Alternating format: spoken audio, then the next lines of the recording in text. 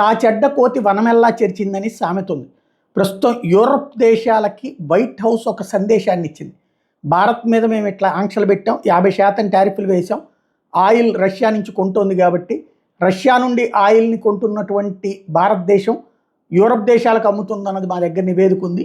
కాబట్టి ఇప్పుడు మీరు కూడా భారత్ దగ్గర కొనద్దు, అదే సందర్భంలో మీ దేశాలకి భారతదేశం ఎక్స్పోర్ట్ చేసే వాటి మీద కూడా ఇట్లాగే సుంకాలు వేయండి, దాని మీద ఇబ్బంది పెట్టండి అని ఒత్తిడి చేయడం ప్రారంభించింది. అంటే అమెరికా తన ప్రయోజనాల కోసం భారత్తో గొడవ పెట్టుకోవాలని చూస్తోంది అన్నటువంటి విషయం అయితే స్పష్టంగా కనబడుతుంది. అది ట్రంప్ ప్రయోజనాల కోసం అమెరికా దిగజారిపోయి ప్రవర్తిస్తున్నటువంటి వ్యవహారానికి యూరప్ అంగీకరిస్తుందా? ఎందుకంటే యూరప్ సమాజంలో మనకి అనుకూలురు ఉన్నారు, మనకి వ్యతిరేకులు ఉన్నారు.